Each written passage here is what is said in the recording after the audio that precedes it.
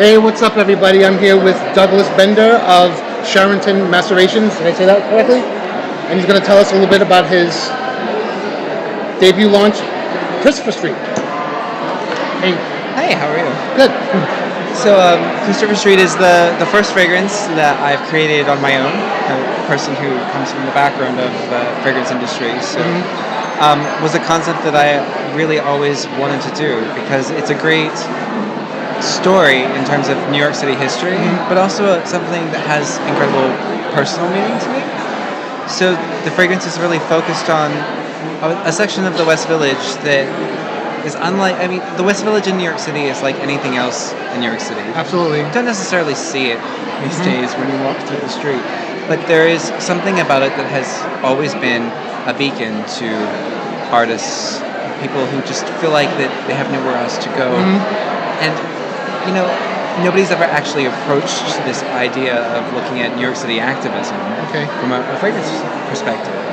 So Christopher Street became this great way to go into talking about how you can take something like activism and bring it into our world, into the fragrance world, and actually do something with it. So, yeah, so for me, when you're looking at fragrance, from my perspective, it's so important to have this story element to what you're doing.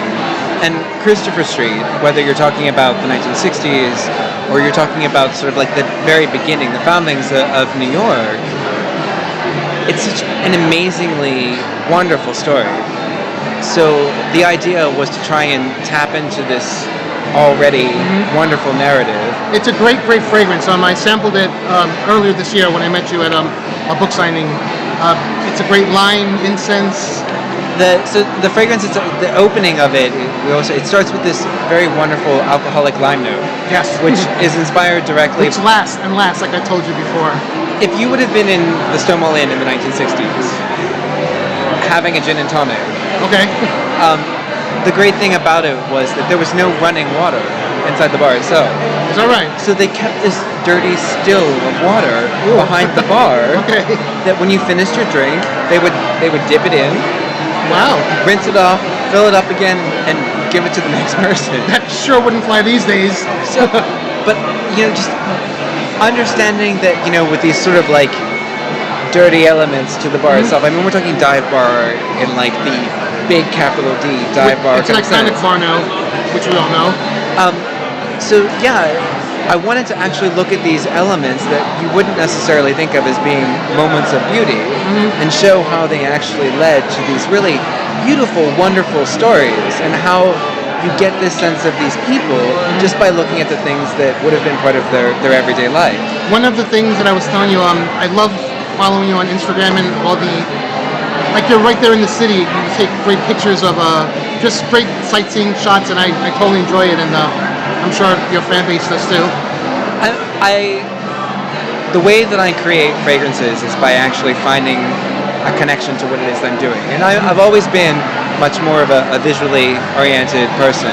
I mean, I do write, obviously, I write for the blog, but visual comes to me first. And a lot of these visual things come into the way that I actually build a fragrance.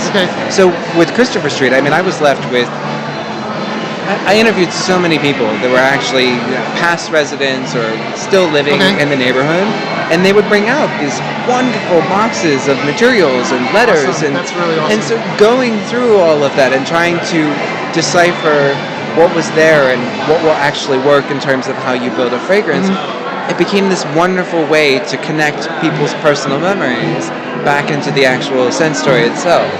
So that for each one of them, they see this little piece of themselves in the final product. And then leaving an opening, because even now, I mean, Christopher Street is still there. The stories are still growing. We were just back in June again, and thousands of people flocked to Christopher Street. And when I was giving out samples of the fragrance, they were talking about how it was so wonderful because it gives them something else to remember the moment that they were living in. So you've been getting good response from the actual residents of Christopher Street? Absolutely. I mean, once a week I go and I work in Jefferson Market Garden, which is at the top of Christopher Street, which was also part of the inspiration for the story. And being in that environment puts me directly into that West Village culture. And every one of, I mean, I love the women that come in. They all understand and they all flock. They constantly coming back. They want more and more of the fragrance because they understand how it actually leads them back into the neighborhood. It's been getting a lot of positive buzz from a lot of our peers. You know, they've been so great. Have nothing but praise for it.